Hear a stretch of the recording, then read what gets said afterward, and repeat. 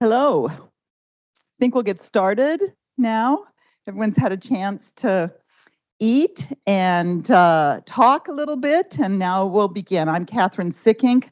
I'm the Ryan Family Professor here at the Harvard Kennedy School, and also affiliated with Dr. Class.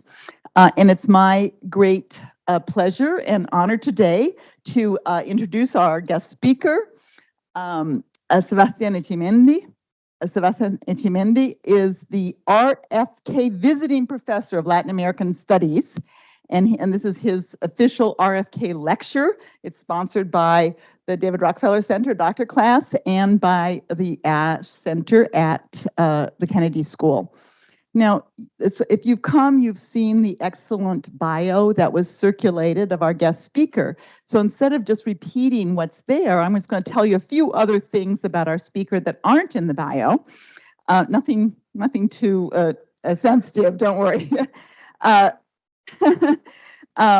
So the first thing I want to say, though, is how really terrific this RFK fellowship is, because it lets a part of Harvard propose to Dr. Class that we bring a visiting professor to our unit. And so here at the Kennedy School, we were able to propose to Dr. Class that we bring Sebastián Echimendi here, and he's really the perfect person for our school because, one, he's an expert in Latin American politics and is teaching a class in Latin American politics, something that we don't have right now at the Kennedy School if it weren't for Sebastián.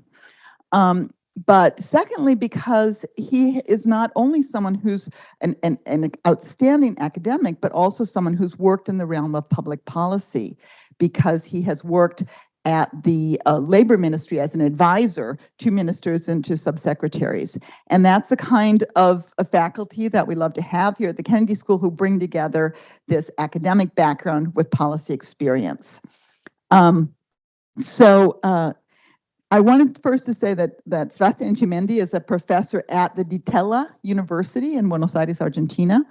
And the Ditela University is rated by many to have the best political science and IR department in the country of Argentina. So you might think it's a private university. It might be a little like the Harvard of Argentina, at least as regards social sciences, where it's particularly strong. He is one of the political scientists of his generation with the most international academic publications, both in refereed journal articles and books. And so it's of course, it's always a challenge for Latin intellectuals to not just publish in Spanish and publish in their countries, but also to publish in international journals and in English. And that's something that Sebastián has really excelled at. As you know, he works on union government relations, which is the topic of today's talk, labor reform, and what he calls segmented neocorporatism. But he's also worked on other issues, left-wing populism. In fact, he spoke the other day here. The students at the Kennedy School asked him to speak. The Latin American students asked him to speak on elections, recent elections, and kind of left-right issues in Latin America. And he's also worked on banking systems, privatization, and business associations. So anyway, we're delighted to have him here. He'll be speaking on the rise of public sector unions in the 20th century, a mixed methods approach with evidence from Argentina. Welcome and thank you, Sebastián.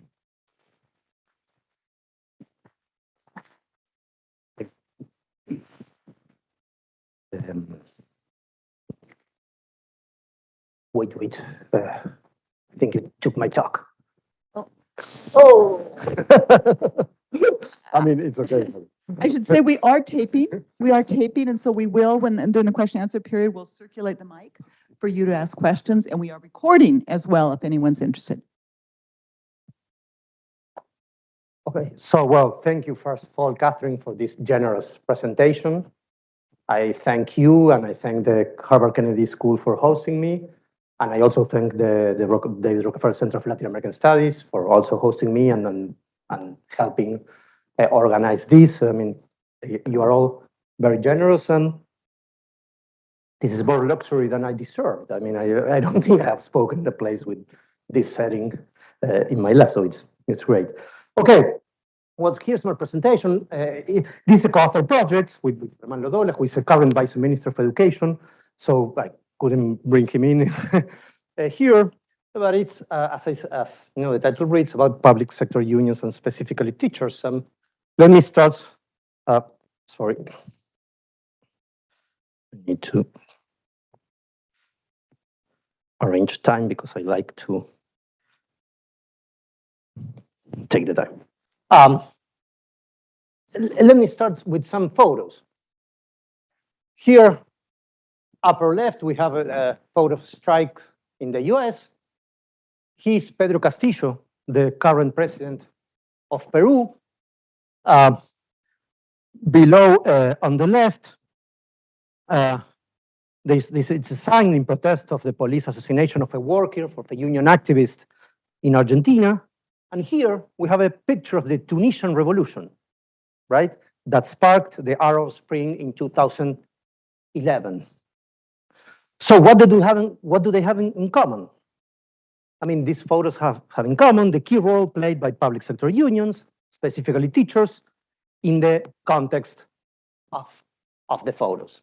I mean, this is the largest strike wave in the US, the largest basically since the 2000s, that was led by teachers in 2018. Castillo is a former unionist who built his career in a teacher union. Well, Carlos Fuentealba nos falta un maestro. He was a union activist killed in a demonstration in a police repression in Argentina in 2007. And finally, public sector unions, and specifically teachers, served as the organizational fulcrum of the Tunisian revolution that toppled the authoritarian regime in 2011. They were awarded the Nobel Prize for that, Peace Nobel Prize. So this is a context to say what? Well, that public sector unions still count in an age of private sector retrenchment. They are less affected by global competition and manufacturing shrinkage in union strongholds. They are increasingly becoming the hegemonic contemporary labor actor in terms of mobilization in both advanced and emerging economies. Teachers, in particular, are the largest and generally most organized public sector union. In the last decade, you see teacher strikes in places as diverse as the US, Israel, Nordic countries, China, South Africa, Peru, and obviously Argentina. Let me show you some data on this. This is union density in the private sector for advanced countries for which we have historical data. As you see, basically the dots and the lines are all going down, and the private sector is just retreating, private sector unions. This happens in strong union countries and low and weak union countries. For example, Sweden. This is Sweden. It's going down. The US is telling, and it's clearly eloquent on these trends. I mean, the US had 35% of density in 1970, and they now organized only 5% of the workers. This is, I mean, the retreat here is massive, right? When you see union density in the public sector, the trend is the reverse. I mean, you see dots and lines all going up, and the US, for example, has had like 20% of organization of the public sector in 1970. Now it has almost 40.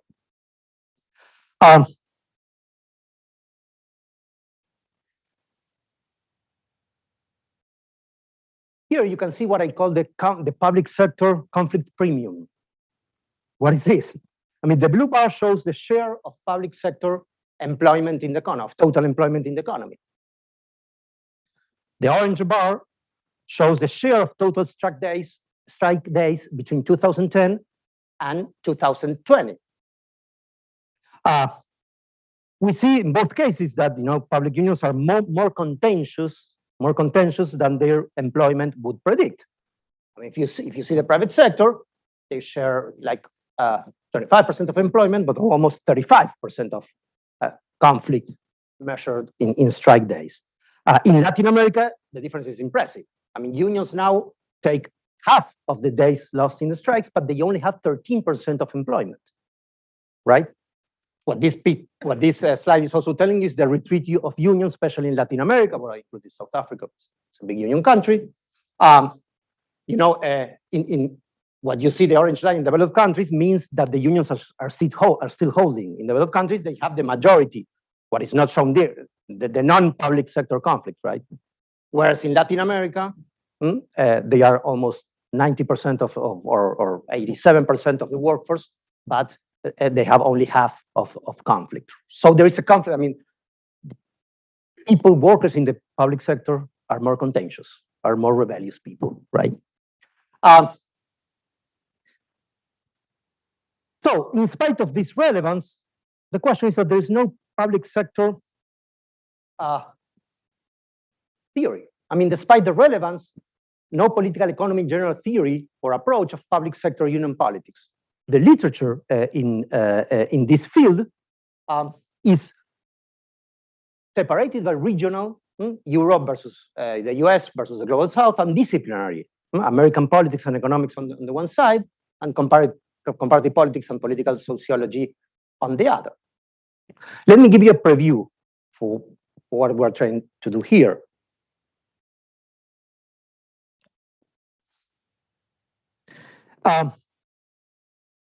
In this project, we will argue that public unions share similarities, but also key differences with private ones. That public sector union mobilization will be driven by three main variables: the direct state regulation of collective bargaining, which, as we shall see, is much more important than in the private sector; the level of unemployment and fiscal crisis; and the existence or not of political exchange between the union and the government. I will obviously elaborate on these three dimensions. But let's go to a theory. In American politics, you have like two camps studying public unions, right?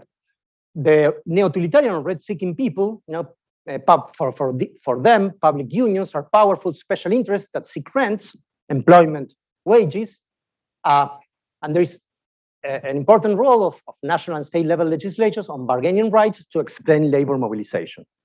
By basically Terry Moe, professor here, has built almost a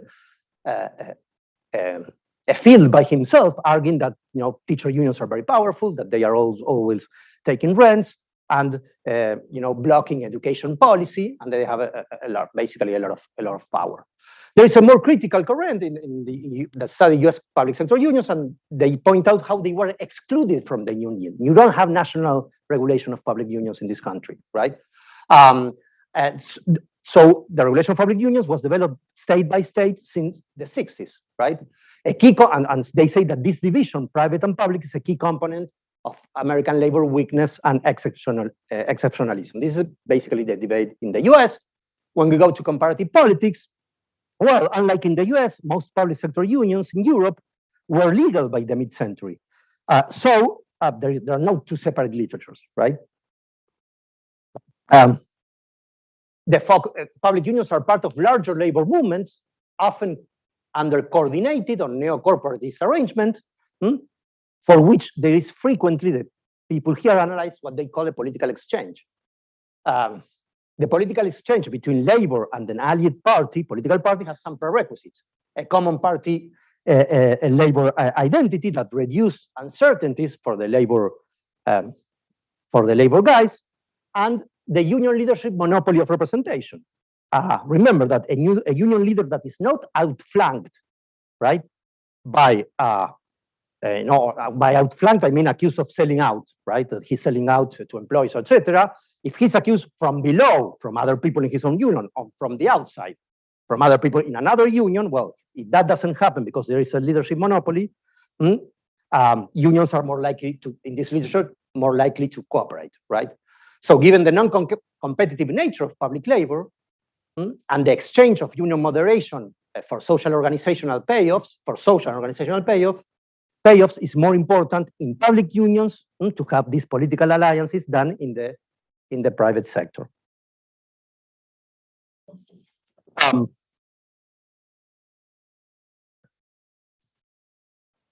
How about the global South? Countries where unions count, right? Brazil, Argentina, South Africa, Tunisia, Mexico. In these cases, public unions were part of historical alliances between labor and national popular or leftist parties in the 20th century, though they were generally had less central role than private unions in the traditional populist alliances. The key word here is state corporatism, for you who are political scientists, the top-down regulation of and monitoring of unions by the party and the state. That was frequent in places like Argentina or Mexico or Tunisia. Right? So an important question in this literature is the degree to which public sector unions and teachers, to some extent controlled by national popular parties, in pre-democratic period, achieve autonomy and mobilization capacity under democracy. So the question is that when you get into this topic, I mean, the literatures here scarcely speak to each other, right? And this is, I mean, a problem given that public unions are more relevant every day, right? For example, in the US, it is surprising that the political exchange between the Democratic Party and the unions is not systematically analyzed, beyond the fact that we all know that teacher unions, they finance the Democratic Party and they have them in elections, right? But what is the party giving in exchange? I mean, it's not very analyzed. Or in the case of state corporatism, there's no more state corporatism in Argentina, in Brazil, or in South Africa. I mean, unions in democracies are not controlled from above anymore. Believe me, I've been there in Argentina, in the state, and you don't control the unions. Even if they are, in theory, your friends, they do whatever they want. Well, our idea with this process, well, let's try to speak in a more general way, like crossing divides, literature and regional divides about public sector unions. So we start with a theoretical assessment. Let's try to distinguish in what labor is different in private and the public sectors. Let's start with kind of theoretical question. We argue that there are key similarities and key differences. And we'll obviously focus more in the differences. Similarities, I mean, in both cases, labor in kind of the Marxist or Polanyian tradition, labor is a commodity deprived of the means of production, subsistence, so the individual wage relation needs to be transformed in a collective one if you want to have power, right? I mean, no worker is individually powerful. At least to a large extent, right? So in that sense, they are similar. And they are also similar in the political exchange, right? That to compensate, there can be a political exchange or alliance to compensate for unions, to compensate in politics their structural disadvantage in the economic realm or in the market, right? So in that sense, they are similar. But in what sense? They are very different. First, there is a direct state intervention, national subvention in labor relations. I will talk more about this, but it is accepted under democracy that you can limit collective bargaining in the state. And the labor market conditions is very different. There is no product service competition in the state. They don't face international competition because in general there's only one guy that takes the trash or teaches in the school, right? Or the same type of workers. And they are statutory protections against layoffs. I mean, it's not easy to fire a state worker, right? So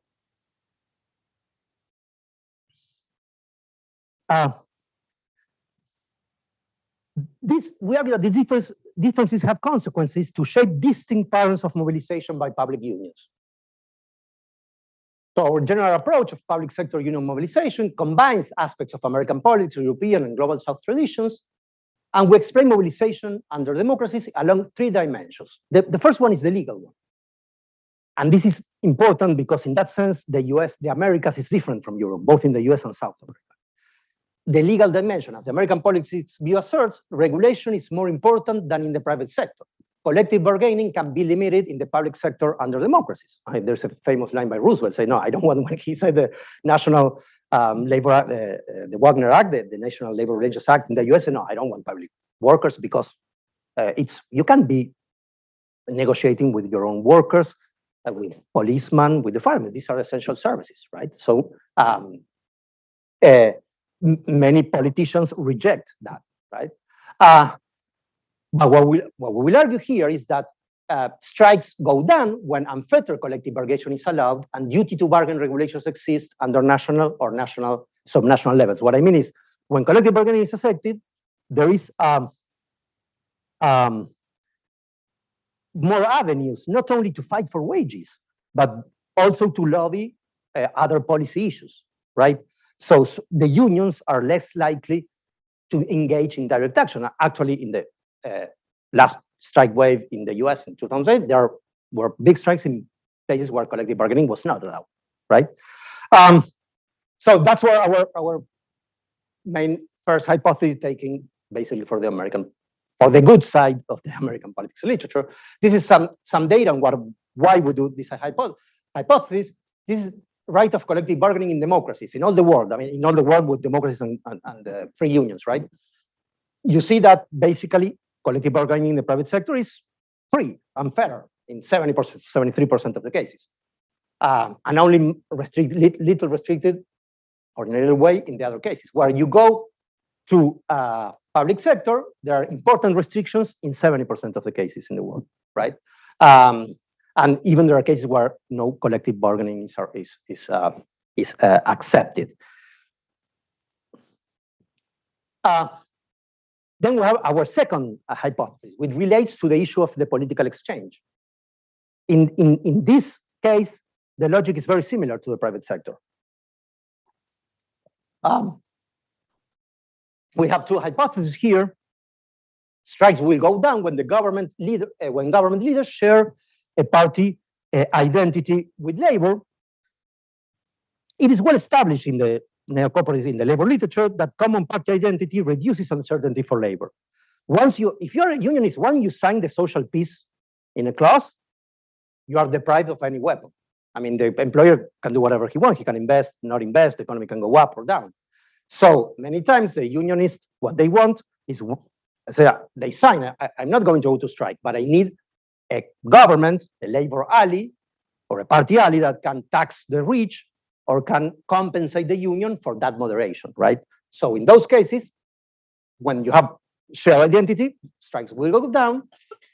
And also the strike, as I said before, the strike will go down when you have labor monopoly and low internal competition, as I said, because the union can negotiate a settlement when he doesn't fear to be called a sellout by another union or by other guys in his unions, right? So this is the second dimension. We go to the third one that we call reverse economic cycle. And this, again, this is very different than in the private sector. Unlike in the private sector, strikes will go down or will diminish in the downward part of the economic cycle when employment is high and fiscal crisis is more frequent. Many people argue, well, unions go to strike because they are not conditioned by international competition, that you will be fired if there are, like, if you can't relocate state workers to China, right? For the moment, or at least, or to the East Asia. What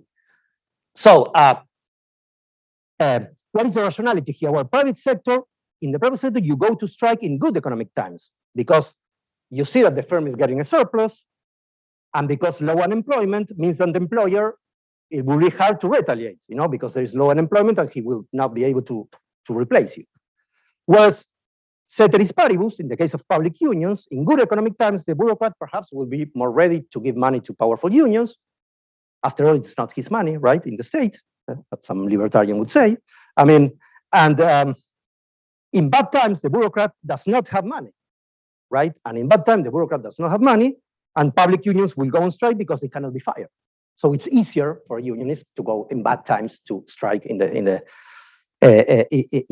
public sector. So we have these three hypotheses. As I said, the first is legal. If there is a duty to bargain, less conflict. If there is a political exchange, common identity, less conflict. And finally, there will be less conflict in good economic times and more conflict in bad economic times. So here we are. We choose Argentina to apply all these ideas. First reason, because I live there, and it's easier, but like also because it's an ideal laboratory to test a public sector mobilization approach that blends aspects of the American politics, comparative and global South traditions. It's a model case example of union that is more powerful after globalization than before. I mean, teachers were not important in 1960 in Argentina, in the age of the inward-oriented model. CETERA is the hegemonic National Teachers Confederation, was born only in 1973, and so there's an hegemonic confederation, and you have a bunch of unions, different unions in the provinces, in the 24 provinces in Argentina. Teachers are by far the most combative labor sector in Argentina in terms of strike mobilization. Teacher wages are set at the provincial level, so there is a lot of variation in public sector politics and legislation in terms, for example, in duty to bargain, in places where the collective bargaining is legalized and not legalized. And finally, Argentina has a stronger labor movement in Latin America associated to one of the mainstream parties, Peronism. So you can test political exchange variables easily or relatively easily because of that. Here's the data on this. I mean, teachers are by far the more contentious actors measured as days lost in strikes in Argentina. They take almost 40% of all strike days lost. And this is the interesting thing. There are a lot of strikes. I mean, you get to Argentina, you read the newspaper, you'd likely find a teacher strike. I'm not saying that is bad. I mean, I'm saying it's a fact. But there's a lot of variation inside the country. When you see work days lost per teacher, for example, some provinces, Santa Cruz and Neuquén, they have 186 days lost per teacher in the period that I'm studying. So in like these 12 years, there was half a year that one teacher on average did not work, like because she or he was fighting for their demands, right? So, but there are some other cases that a teacher did not work only 4 years on average, in Tucumán, for example, or in La Pampa. So there is a big variation there. That's, you know, when we are in social science, we like variations, right? We want to explain. This is from I saw this table and I started. I need to do something. And here we have a kind of eclectic methodological strategy of mixed method, because we try to merge a bunch of methods to try to increase causal leverage, right? We have first a comparative method. We compare education politics under the Kirchners and under Macri at the national level. We do kind of a classic comparative approach there. But then we have a subnational level and individual province analysis. So secondly, we do a statistical model to assess inter-provincial strike variation, where the unit of analysis will be each round of collective bargaining in all the provinces in all this period. And finally, we pick some provinces and we do a case study. Like we run case studies at the provincial level to see if the variables we are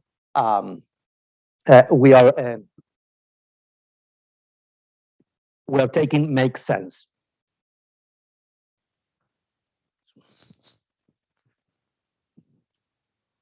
So this is kind of a triple methodological strategy and that we are trying to do here. So let's go to the national level comparison. Kirchner versus Macri. Kirchner took power in 2003 in Argentina, embodying an anti-neoliberal discourse. He was minoritarian within Peronism. Peronism was controlled by centrists at that point. He was a progressive. He needed friends. He soon reached out the unions, the teacher unions, and crafted an alliance based on the construction of a national wage council. This council would set the national minimum wage, and the federal state would jump in and pay the minimum wage in the poorer provinces that couldn't afford the minimum wage set at the national level. So wages were still paid for the provinces, but the state would come and say, there's a minimum wage. If you're poor and you cannot pay, I will compensate and go there. He negotiated that with the unions. And at the same time, so it was a duty to bargain at the national level. The state had to bargain a minimum wage at the national level. At the same time, the government included teacher unions in policy design and in the administration of skill formation programs. Today, the teachers in Argentina are the most Kirchnerista union by far. They were not before Kirchner. When Macri took power, he decentralized again education. He took the state of a national minimum wage. He suppressed the wage council, and so the political exchange collapsed. So let's see what happened with strikes. And this is what happened. I mean, these are national strikes, not provincial, at the national level, called by the Confederation, etc. What you see here, basically, it's that the strike. This is when the wage council was implemented, 2008. No strike after those 3 years, right?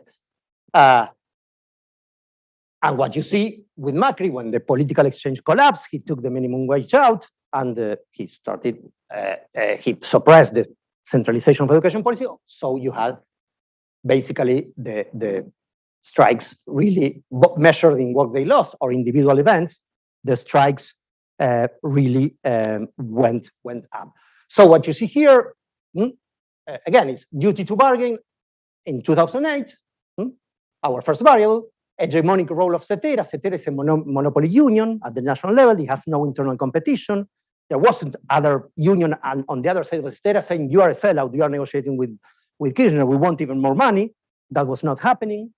And there was a common party ideological identity. CETERA is kind of a lefty union, and Kirchner saying, I am the anti-neoliberal guy. So this was both before 2003. So it was easy for them to converge. In Macri, we have no common ideological identity, and the separation, and as I said, the political exchange collapsed.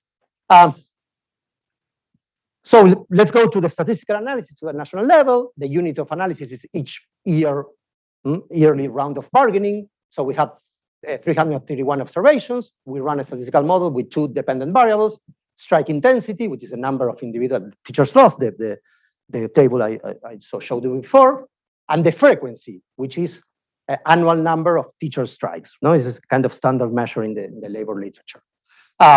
We use OLS more than, we didn't use OLS because we have counts. We use like a binomial model. My co-authors have more skills than me to give you details on this. I won't deny that, but that was what we run.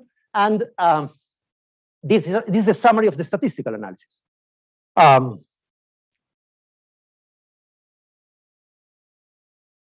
So I will explain some variables. We don't have time for all of them, but provincial duty to bargain, hypothesis 1, we expected it to be negative because bargaining centralization diminishes incentives for strikes, and there was no direct effect, but it was an indirect effect. We can, in the Q&A, we can talk about that. It only works when we have very low number of units. So when you have a bargaining rights or councils, it helps. When you have very few, when you have a lot of unions, you have a lot of conflict. So this worked half and half, I would say, but the others work better. For example, union monopoly and fragmentation. Our expectation was it to be positive. Fragmentation increases coordination problems and inter-union competition, and it was statistically significant. When you have a lot of unions, you have more conflict, right? Also, low internal competition. It was also positive. The expectation is when the opposition of the Peronist unions, the internal opposition is almost always in Argentina, Trotsky's, left-wing opposition to the main populist party of Argentina. So we expected that when the radical left was strong, we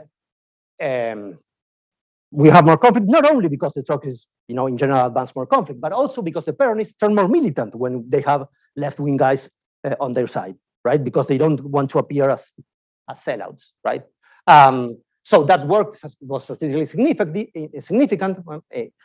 In Q&A, if you want, I can talk about the measurement of this variable. But the fragmentation was easy, was the number of unions simply. But then you have political alignment again when you have party union common identities, basically Peronism, because there's no Trotskyist governor in Argentina.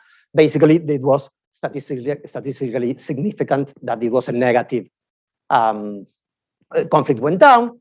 Unemployment, the third hypothesis, public sector workers enjoy protection to strike. In times of recession, they go more to strike. That was also statistically significant. We included this control variable and didn't work as we expected. I mean, real wage change, right? Which means if they gave you a lot of money the year before, are you going to be less likely to engage in conflict? We thought that perhaps yes. Well, no. I mean, it doesn't matter what you give the year before. I mean, the teachers want more money. Well, the same, and it's probably okay then. And also the fiscal and federal transfers are also statistically significant. These are the tables, but let's go to some case studies, individual case assessments, our third level of methodological leverage. This is Neuquén. Neuquén is a high conflict. This was the top of the table I showed you before. It's a southern province in Argentina.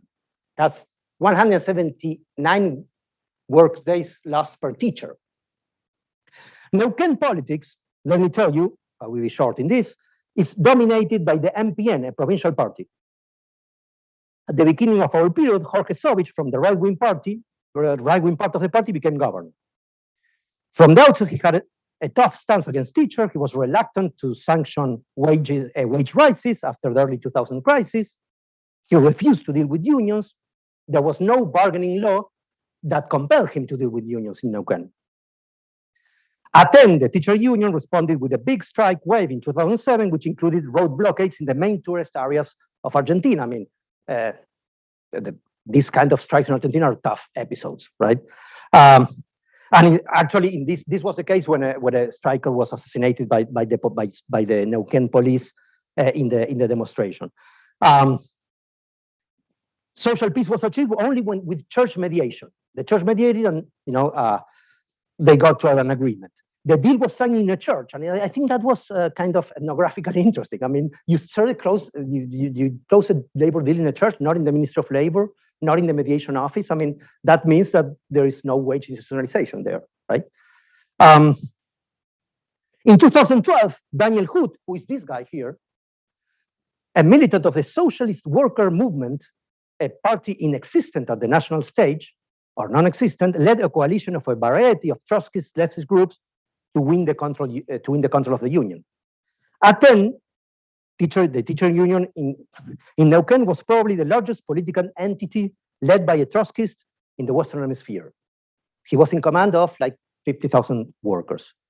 He launched the biggest strike wave against the MPN, the provincial party, demanding better wages, and he reached a settlement after 2 months. There was a 2-month strike. These episodes are common to have in the provinces 2 months, 1.5 months of strike. Common in the high conflict provinces, right?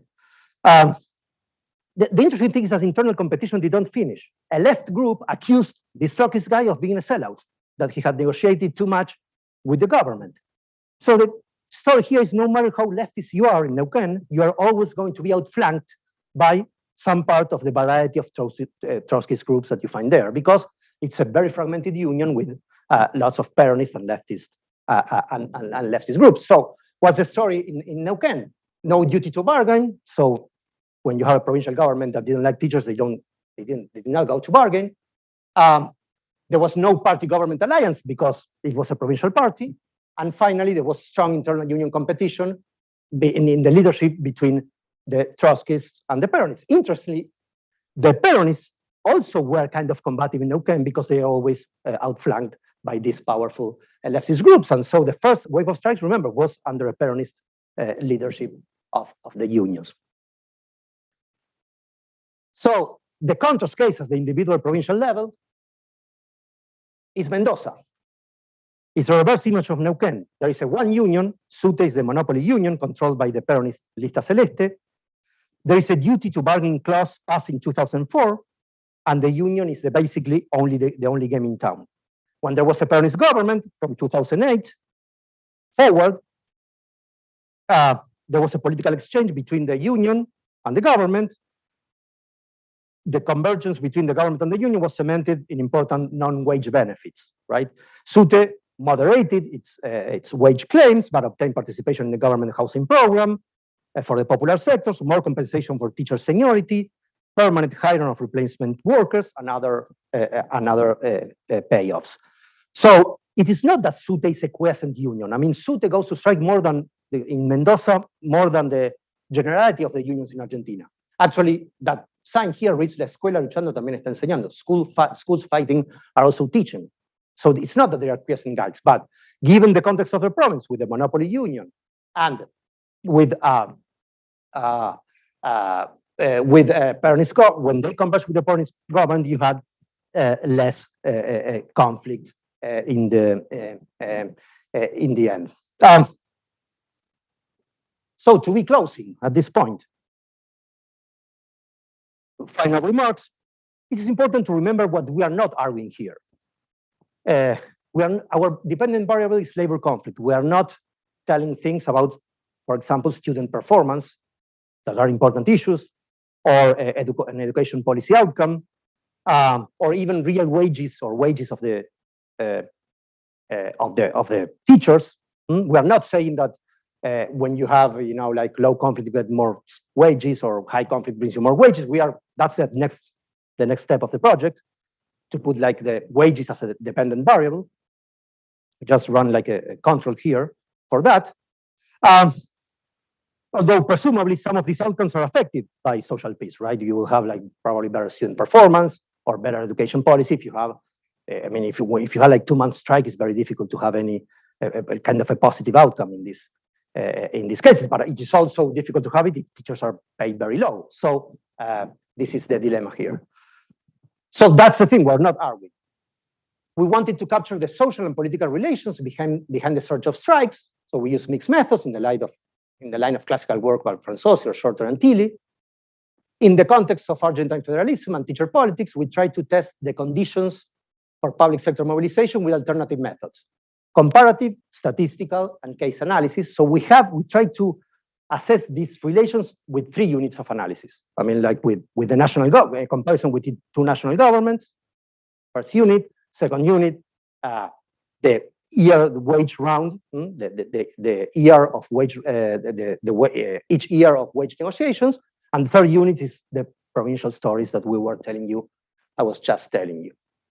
So in an economically globalized world in which unions are increasingly relevant, so we still need teachers, we still need nurses, and we still need a lot like state workers. We propose a general approach to state unions in which conflict is shaped by the state intervention in collective bargaining. You have less conflict if you institutionalize collective bargaining, by the likelihood of a political exchange between the party government and unions. Political relations may be good for conflict if they are well, if you have all these prerequisites, and by economic conditions. Employment and fiscal crisis that are the opposite to private sector union conflict. Thank you. 37 minutes. Sorry.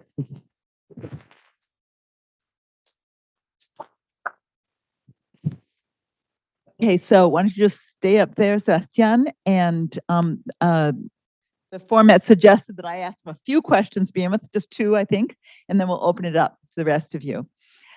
So first, I want to say this is really impressive research design and method. The findings for Argentina are very persuasive. And so I wanted to ask you, you're talking about the next stage of research. How well do you think the findings from Argentina are going to travel to other countries? And in particular, what kinds of other countries, what other country in particular would you expect to find similar kinds of findings? I answer now. Thank you, Catherine, for the questions and remarks. First, the next step and finding. I mean, I think that to start to think of public unions that are basically the labor guys that are count more in the contemporary globalized world. Our first step to try to think more generally was to try to get common ideas in all this bunch of analysis that are really separated. I mean, when you get to the private sector in the US, comparative politics people include the US. And in labor, you have read probably coordinated and liberal economies, and so the US is a liberal because unions are weak. But when you get to the public sector, I mean, the guys that study public unions in this country study only the US in general. And there are some instances of public unions in the US that are common to Latin America or America, for example, the role of state regulation. So the first step to try to make an approach or draw an approach that can travel was to take the dimensions that we think are theoretically important and that in principle might be applied everywhere. So that's why we took the question of regulation, we took the question of political exchange, that it's very typical of Europe, right? Like social democratic parties with their affiliated unions. And we also took it for the South, because in the South, the political exchange was not very studied because the unions were dominated from above. They were not in democratic parties, right? In like the PRI or the Peronism. And now that is gone. I mean, the PRI of Peronism in Argentina or in Brazil, the state, they don't dominate the unions. These are free guys, so you can test the political exchange. So, I mean, obviously, it would work. I mean, it's a frame made for places where you have a lot of variation, and where you have, for example, many unions. You can have many unions or only one union, and where there is variation in terms. It's very difficult to find that, because if you do it by country, you have to have data on all the countries. But to tackle your question more directly, I think it can be applied to every country as long as you see I mean, you can compare states in the US with this model, or you can compare subnational unions in some other country, and you will check, is the state regulation strong? You will check, is there a political exchange? And you will check what are the economic conditions. And I think in that sense, the model can travel to every country. Final question. So you say at the end, you sort of said that what you're not doing, and that's helpful to know what you're not doing. But you said you're really not making policy suggestions, right? But we're here at the Kennedy School. We always ask our speakers, what are the policy implications of this? And so either maybe like comparing Mendoza with Neuquén. Obviously, we've got a situation in Neuquén that, from a policy point of view, 179 work days lost per teacher, is really a policy disaster.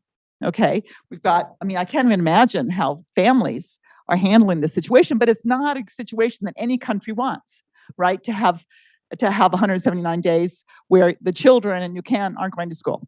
Okay, so I'm trying to say, what are the policy recommendations you have so that a province like Neuquén might look more like Mendoza, for example? And it sounds like that this bargaining clause, the public bargaining clause, is one of them. But it sounds like a second one is you need to elect a parentless governor. And is that what you're saying? Thanks, Catherine. I mean, let's go. What I try to do for the clarification that what we do not do is the kind of instant question. For example, they say, well, you can have strong unions and conflict, but what about what is this saying about school performance or students' performance? Well, this research is not saying anything of that. That's why I say that's why we don't have a normative expectation on that. We are not saying that conflict or in prison. I mean, obviously, I have a normative thing that workers should be able to defend their rights, but we're not saying even that we're not saying that high conflict is per se bad in some sense, and so, but that doesn't mean that, and it's true, and I probably should have highlighted that before, Catherine, that it has policy implications. This research, especially in some variables. For example, in the first one, if you want to have like more peaceful labor relations, well, put duty to bargain clauses.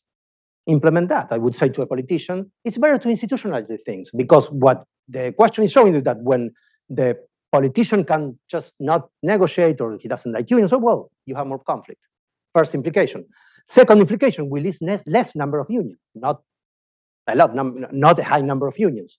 And this is probably, I mean, some people would say from kind of a democratic stance of representation, no, it's better to have diversity in unions, and that each many unions can represent some different types of demand. No, I would say no, that's bad for like the political economy. If I have a policy implication, I would say put laws that restrict the number of unions. For example, high thresholds for forming a union. I mean, obviously, unionization should be free, but try to make it difficult, and try to instead focus in one union and make it more democratic, and push the single union to have democratic means.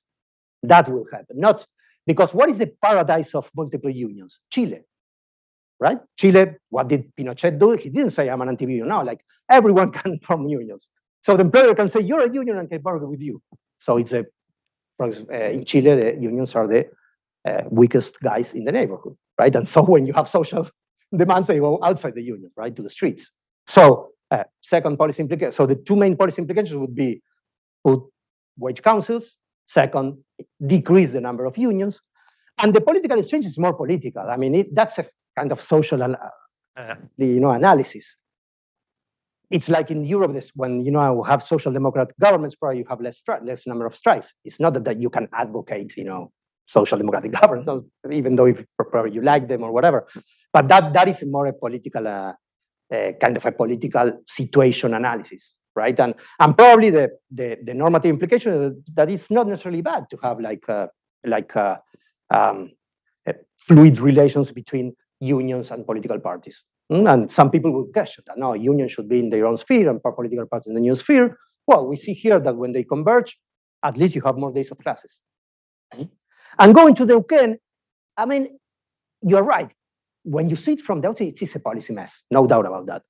On the other hand, I don't know if you have experience in the provinces. I mean, when we see student performance, because the next step here is to have other dependent variables, wages or student performance, and to relate them with conflict, right? And just like a preliminary view of those, I mean, for example, some of the students were not doing less well than in the rest of the country, in spite of having a lot of strikes, because these are the raw data on strikes. But these are very community-driven unions. For example, they make a lot of activities on weekends to compensate for those strikes. And so that wouldn't show up here. And it's a wealthy, I mean, and the teachers are really well paid. I mean, Neuquén has a lot of strikes, but the teachers are among the best, the teachers that get more money in the country. So when you are well paid, you teach better sometimes. So I'm not saying it's not a problem, because when you talk with people at Neuquén, they say, well, these strikes are unbearable. But it's kind of more nuanced that your first general assertion, in the sense that I'm not sure that this, which is kind of a governance disaster, it's also an education policy disaster. I'm not sure that these two go together. So I'm going to open it up. I just want to mic people, but I guess we've got two mics here. So if you raise your hand, we'll pass the mic to you.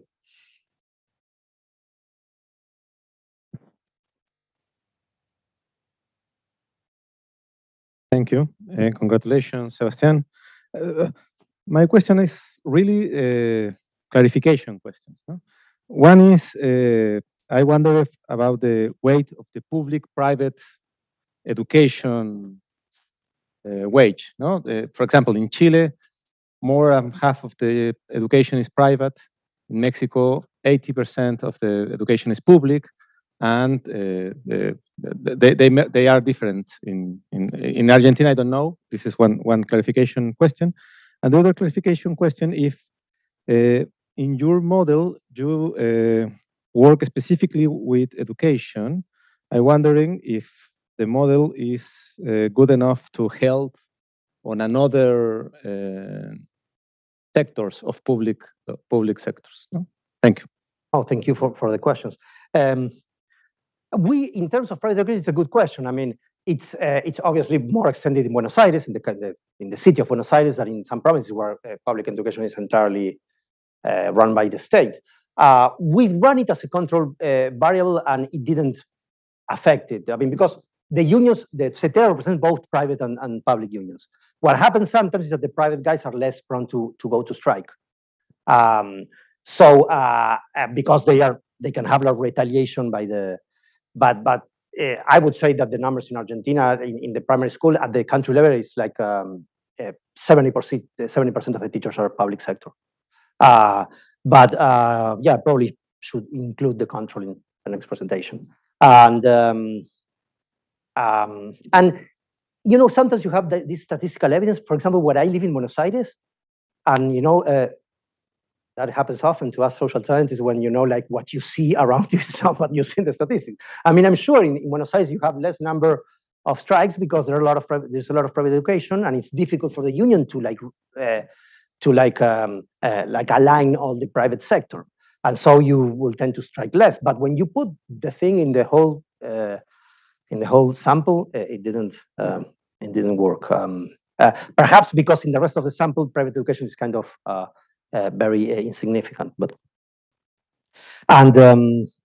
your second question, can this be extended to other public workers? I think it can. I mean, the teachers are very important because they are a lot, so the strikes are important, and they need them to be important because it's not like in the private sector where one worker can just, cut the gas pump, and with one worker in strike, you don't have any service. I mean, for not having education, you need all the teachers to go to the strike. So they are, in that sense, they are particular public sector union. But that's the case in public sector in general.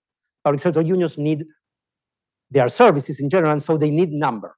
And so the logic I'm describing in terms of the state, and that's why politicians fear state unions, and that's why, for example, not only in the US, but in many parts of the world, unions were born much later. I mean, the original labor movement that we know in the books comes from the private sector. Because at first, politicians, they didn't want even the progressive ones, they didn't want, like FDR, they didn't want the unions in their own building, right? So again, so in this sense, the logic of state regulation, the political exchanges, and the different market conditions compared to the private sector are I think, extend beyond teacher unions. I mean, like health state workers, it's the same. For example, the police. Well, that's a good point. Yeah, yeah. In some cases where the type of service is different. For example, in the police, that they have weapons. I mean, I remember when I was in the ministry, and some people were promoting this is being recorded. I'm like, no, I mean, and some people, I won't say the minister, but some people say, what? I'm going to just get engaged, come in a wage bargaining council with a pistol there? No, I mean, with a revolver? No, I don't like that. I mean, I don't want, I mean, and in some other countries, I mean, you have police unions. So what I mean is that in the case of police and kind of very essential workers, firemen, in the sense that, or health worker or emergency health workers, perhaps, I don't know if you should make some qualifications, but civil servants of teachers or general health workers would be the same pattern.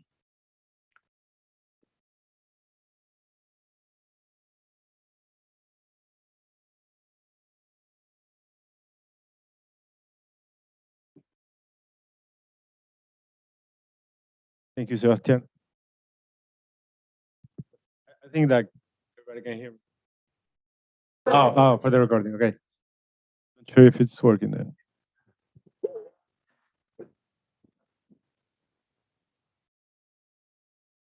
Hello. No.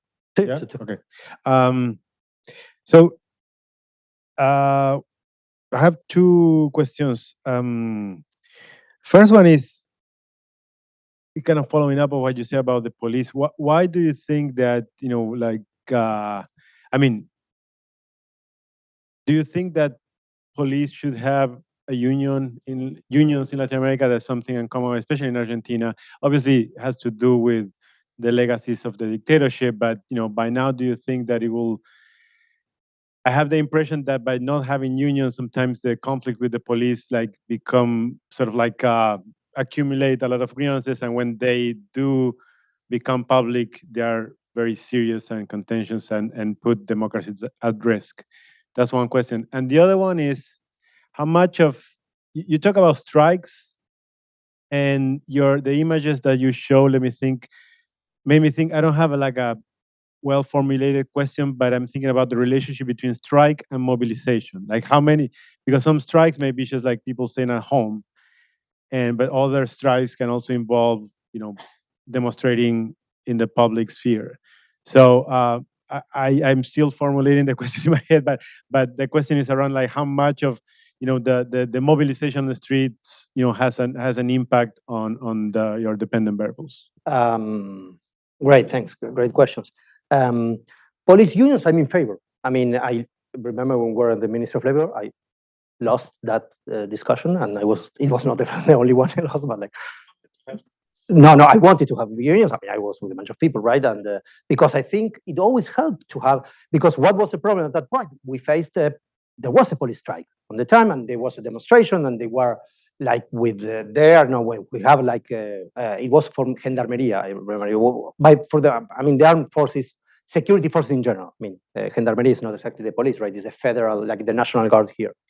And there was a big stalemate, and they were like demonstrating, and they went to the commanding there, and you have like 100 people with weapons saying we want more wages, and there was a big problem in the Cristina government, and finally you have ad hoc negotiation tables, right? You always have negotiation tables, but I think with unions but the conflict got to a verge of being very very disputed, and with the threat of not, actually, don't you remember, it was like 2013, the police in Cordoba at some point stopped giving like security services, and there were kind of mini riots. So I think police unions would help you, like here, or in many cases, to like get to the negotiation table before. Institutionalization, you always get to the negotiation table before, and the settlements are more likely. I agree. I'm not an expert on this, on security forces, but perhaps the strike rights here in the US, I don't think the police perhaps can go to strike like any collective bargaining and say, well, if you don't get to an agreement, tomorrow I'm starting a strike, and there will be no security forces in Buenos Aires. I mean, that would be a mess. Probably you have to regulate that part, but I would be in favor of police unions. But in Argentina, for example, it was, at the political realm, it says, well, let's take how we are. I mean, like, which is a problem in politics. Sometimes you want to always protect the status quo, and it might be a problem. But like, but also at the same time, this government was doing a lot of things in terms of bargaining institutionalization. For example, with teachers, it created wage council for teachers, for domestic workers, for rural workers. So there was a lot going on, but it didn't get to police unions.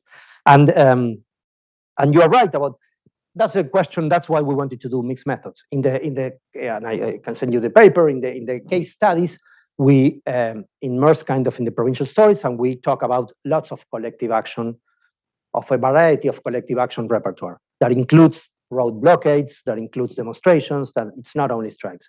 In general, we are right. I mean, these provinces, I mean, Neuquén is a very rebellious province. I mean, like, for example, it was at the forefront of the battle against, deindustrialization or the privatization of the oil company. Because, I mean, these guys these people are tough, right? I mean, the Patagonians in general, right? And the first roadworks were there. So in general, when you see high number of strikes, they are met or they are accompanied by they are also parallel to other forms of mobilization. It's not that they strike and they stay at home. You're right in that. I mean, the teachers are a very politicized and rebellious in that sense union. And part of the reason is that the ones we analyze here. I mean, obviously it helps that you cannot be fired. I mean, it's harsh. I mean, if a unionist would listen to me that now, I mean, he wouldn't like, or he or she wouldn't like that I say this. But I mean, I've been dealing with these negotiations, and when you are a unionist that can be fired, you negotiate in totally different entire terms that when you can be fired, when you cannot be fired, right? So, but that's one of the reasons, because they are very powerful. I mean, if you are a Trotskyist, in many places, they just fire you. I mean, no way. In the real world, I mean, where Catherine was saying, no, let's talk about the policy issues and not you can have academic theories, but I've been involved in those negotiations when you have, like, if you are not protected by a specific labor law, you're just going to be fired. And if you are a Trotskyist in the state, they cannot fire you.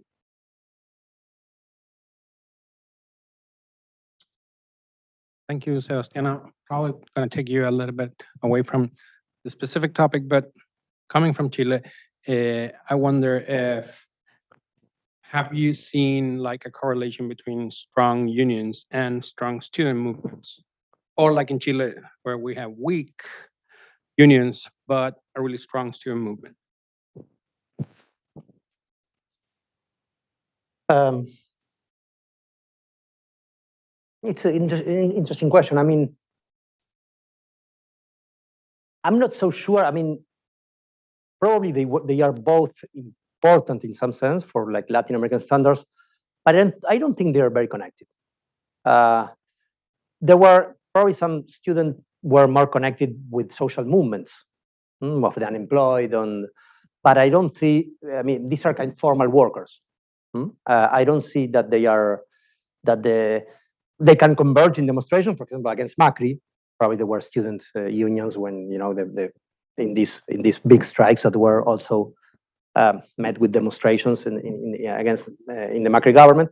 But I don't think that they are both powerful, but I don't think they have a lot of channels of communication.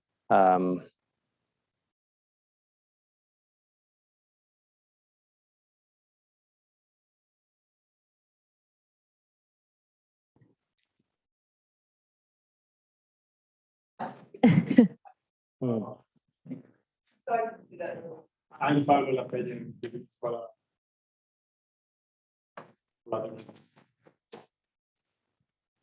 No, sorry, Pablo. Pablo, what all Chilean history? From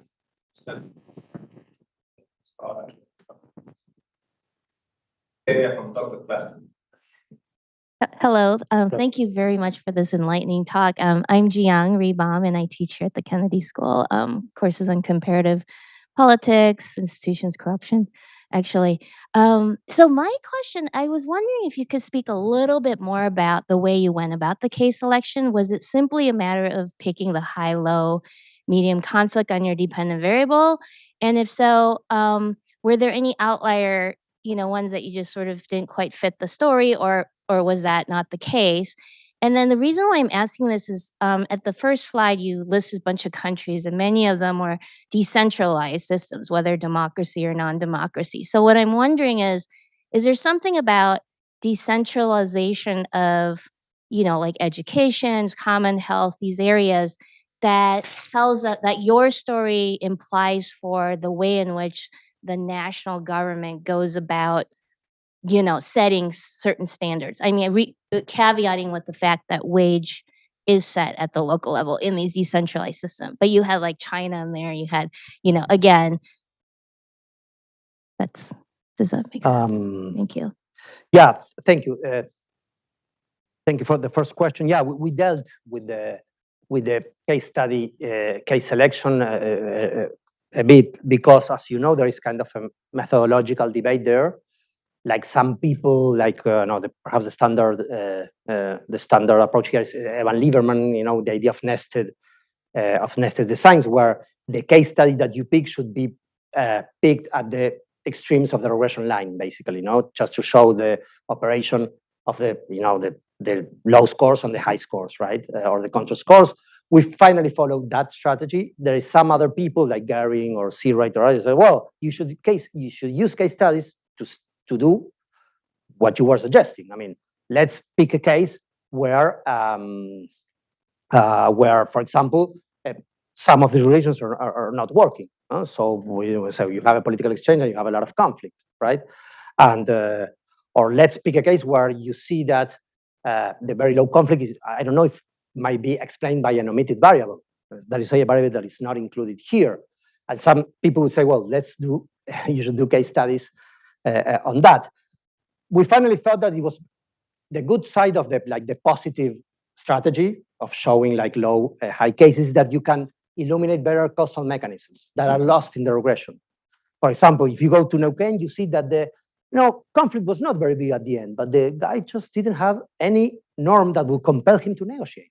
And so he was a right-wing politician and he didn't negotiate, and he ended up in very big conflict. So, or how is the political exchange between also our qualitative national study, where Kirchner was giving a wage council in exchange of moderation, and and you see, and how CETERA, it's very interesting in Argentina because CETERA can negotiate at the top level, but that cannot negotiate in the provinces because it has a lot of competition.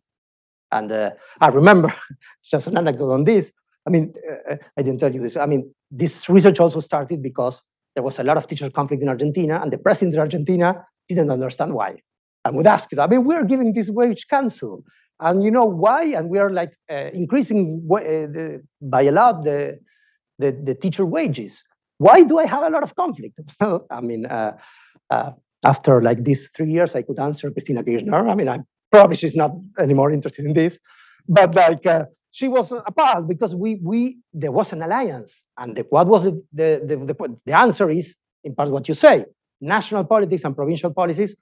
I would say to Christina, yeah, you lower conflict, but at the national level, I showed that what you didn't, what you cannot do is control unions in a decentralized setting, right? And that speaks to your second question. Obviously, when you have centralization, and perhaps you have more chances of having like a national wage council, and if you don't have lower level wage bargaining, you can have more chances or a single negotiation that can help you to bring down conflict. So in the sense, but the problem in Argentina is that you have both. It was not a centralization that stopped provincial negotiations. The contrast is interesting. Obviously, I dominate more is Mexico. In Mexico, the negotiation is national with the CENTE, though the CENTE has its own problems, right? I mean, like democracy and internal democracy, etc. But they negotiated, and also there. I think that the state negotiations are less important. The role of the national state is more important. So in those cases, you perhaps have more chances to having less conflict. With this centralization without lower level negotiations.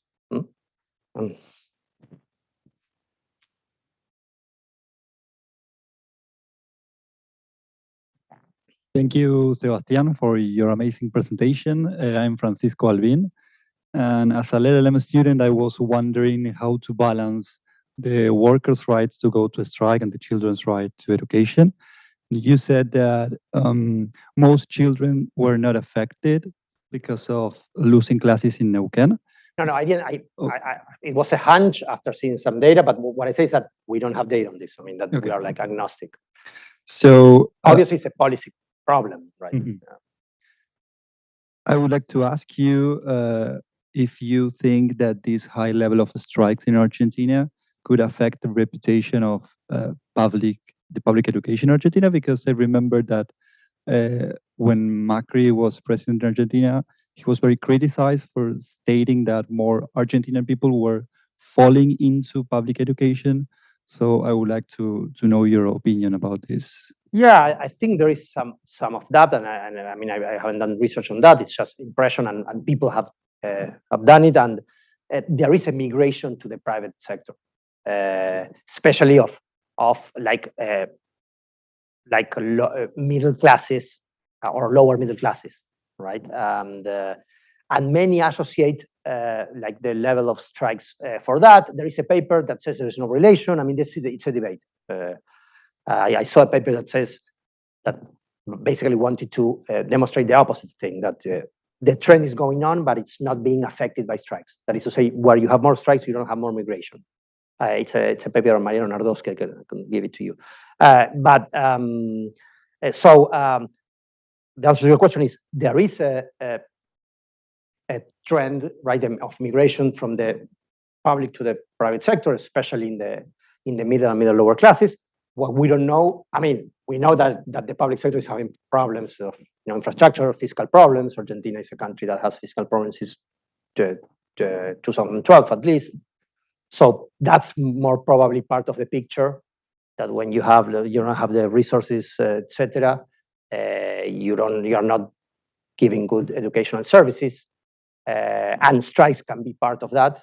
We don't know, but there is no kind of scientific proof, at least for now. But the phenomenon is happening, and especially in Buenos Aires or in big cities.